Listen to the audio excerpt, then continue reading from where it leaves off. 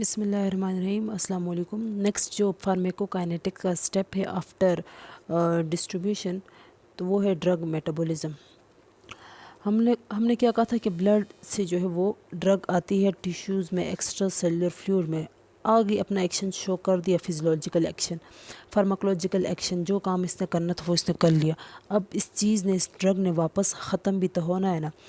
जो रिसेप्टर्स पे ये लगा है, इसने वापस भी तो यहाँ से जाना है ना। ये तो नहीं है कि बस यहीं पे रहेगा और अपना एक्शन मज़ीद शो को, हमें क्योंकि एक लिमिट तक इसका एक्शन चाहिए।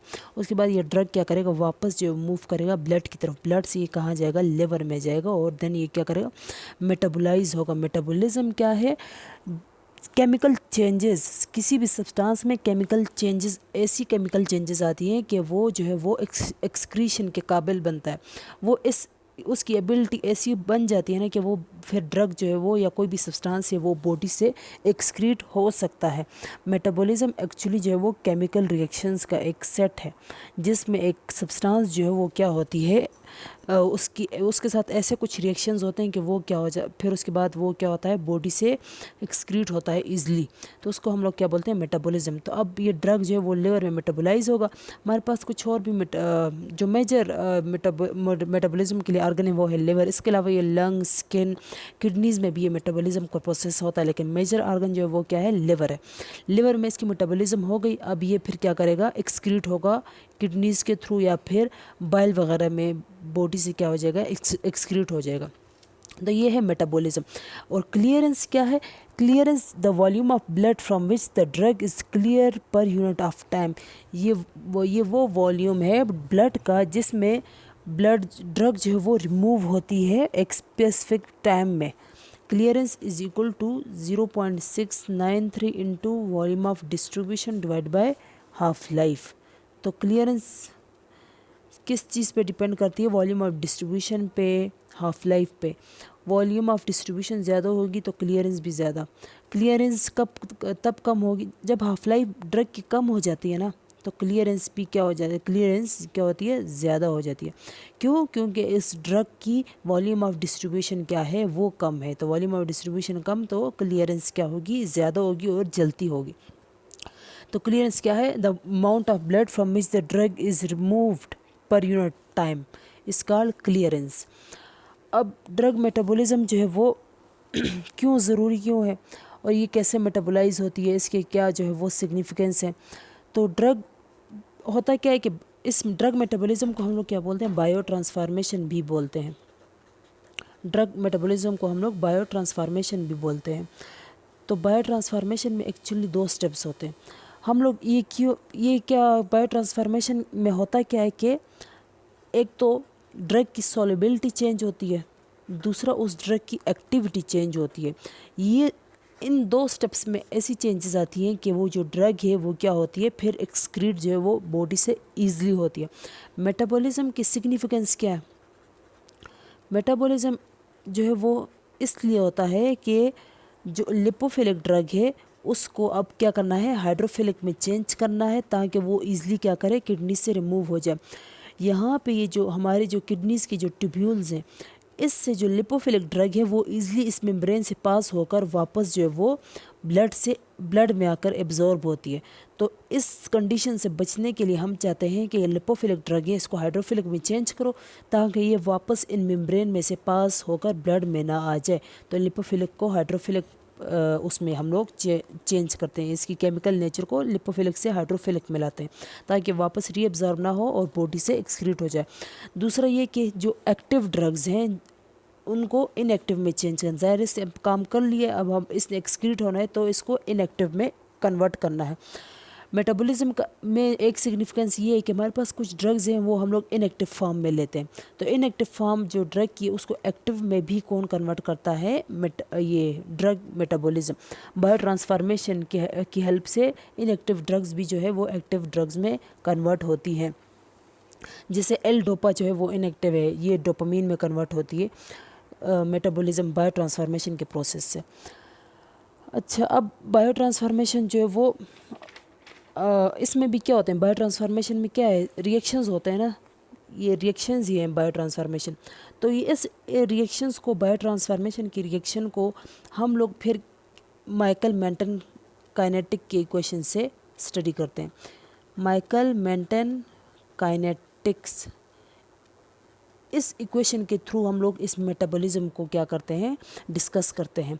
माइकल मेंटन काइनेटिक्स ये कहाँ पे अप्लाई होता है, जहाँ पे भी रेट ऑफ रिएक्शन की बात होती है वहाँ पे माइकल मेंटन काइनेटिक्स जो है वो अप्लाई होती है। क्यों, यहाँ पे बायो ट्रांसफॉर्मेशन भी क्या है, रिएक्शंस ही है ना, यहाँ पे भी तो एक रिएक्शन का एक रेट होगा। तो फिर इस चीज़ पे हम लोग क्या करते हैं, माइकल मेंटन काइनेटिक को अप्लाई करते हैं। तो मेटाबॉलिज्म, अब ये जो ड्रग की मेटाबॉलिज्म है वो किस चीज़ पे डिपेंड करती है, मतलब वो कौन से स्टेप से होती है। जो ड्रग की मेटाबॉलिज्म है ये फर्स्ट ऑर्डर रिएक्शन से भी होती है, first order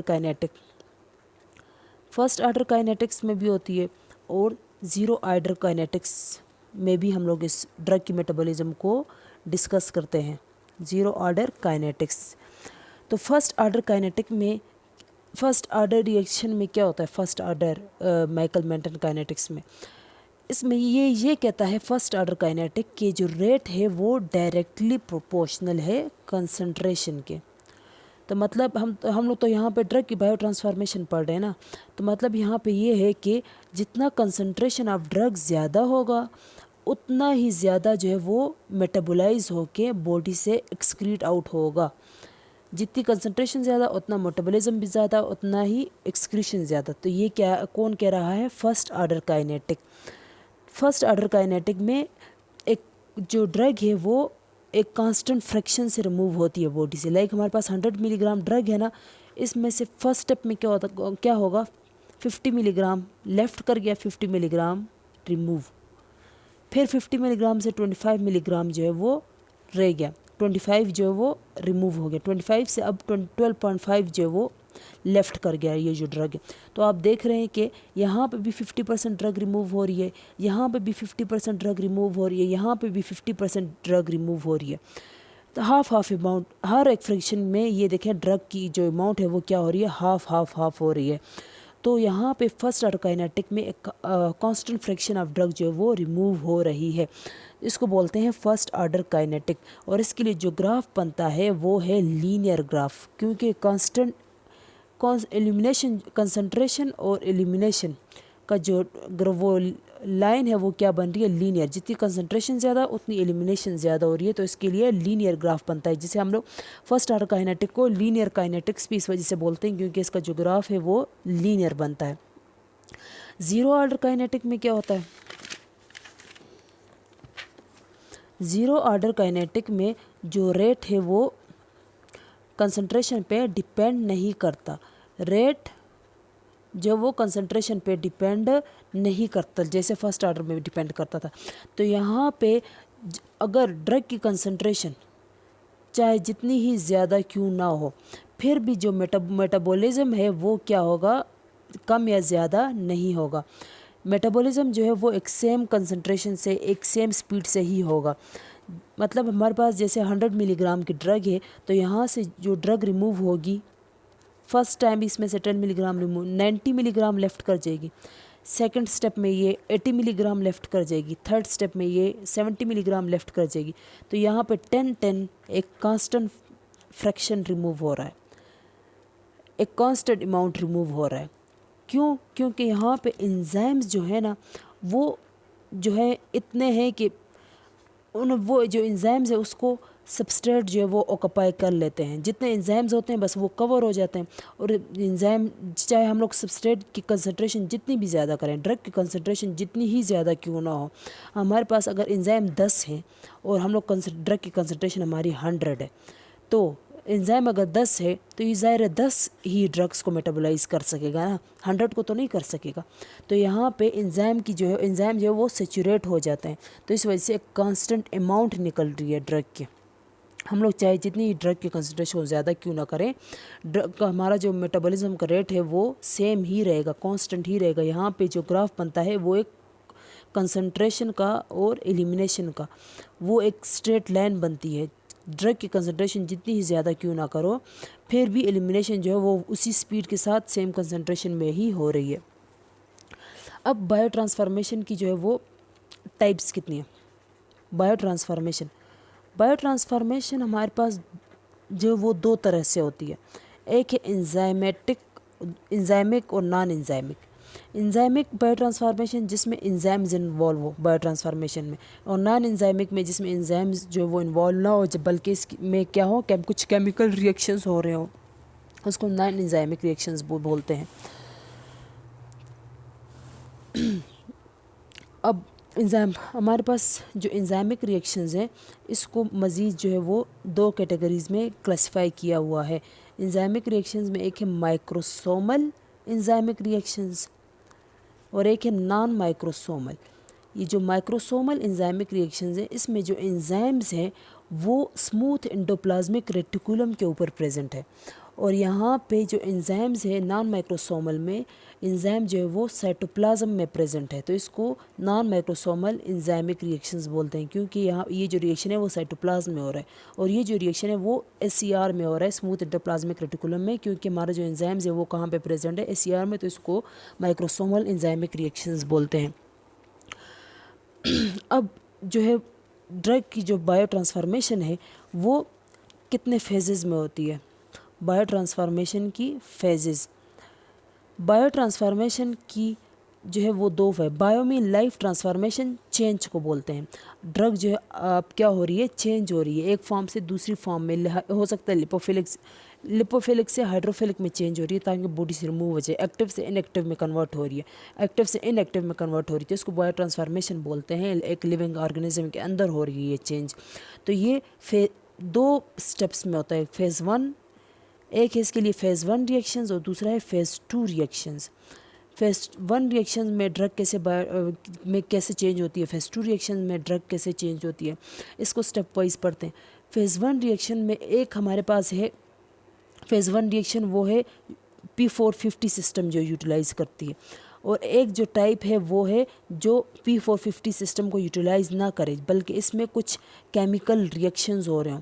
phase 1 reaction utilising P450 system, phase 1 reaction utilising not P450 system, इसमें कुछ क्या होते हैं, केमिकल रिएक्शंस होते हैं।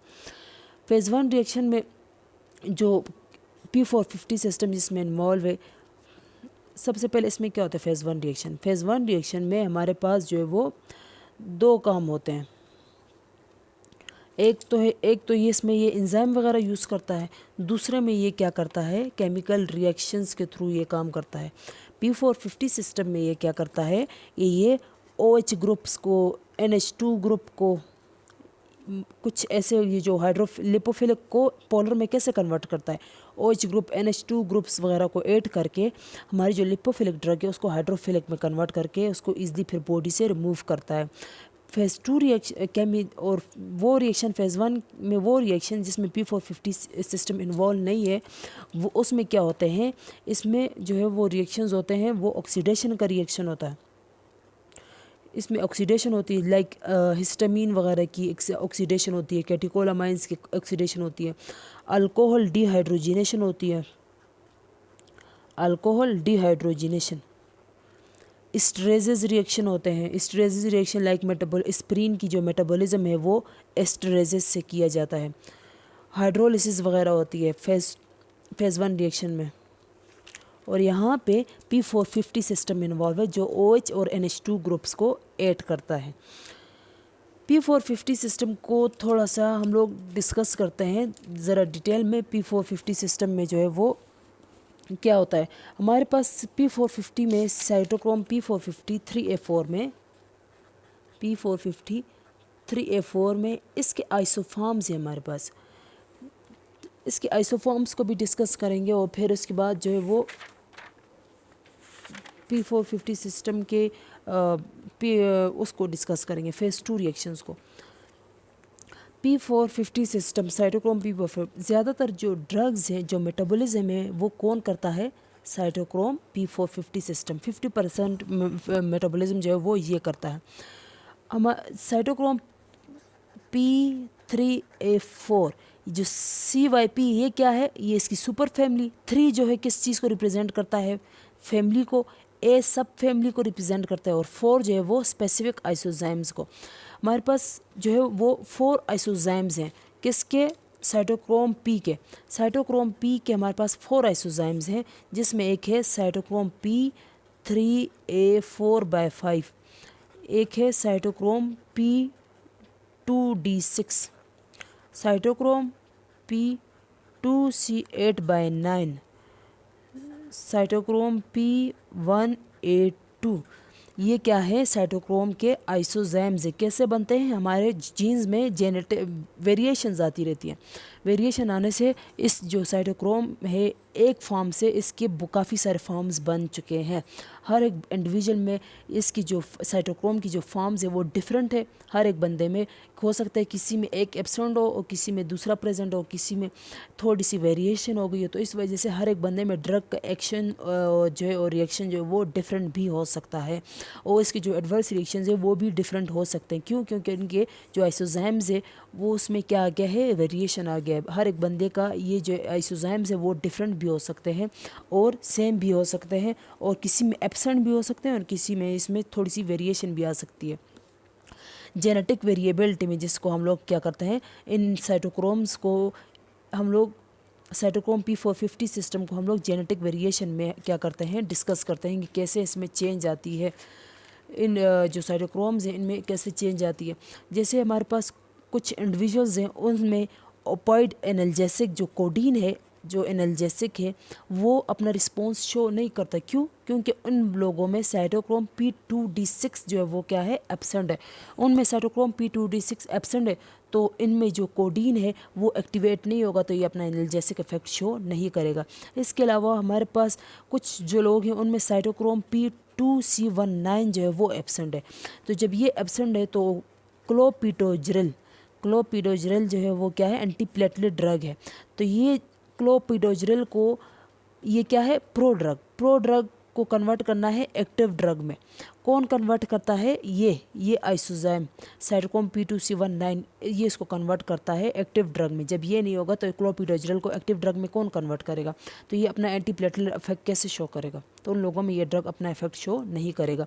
इसके अलावा हमारे पास जो है वो कुछ साइटोक्रोम P के कुछ ड्रग्स जो हैं वो इंड्यूसर्स हैं साइटोक्रोम के। वो ड्रग्स कौन से हैं? वो ड्रग्स जो हैं वो फिनोबार्बिटल, राइफेम्पिन हो गया,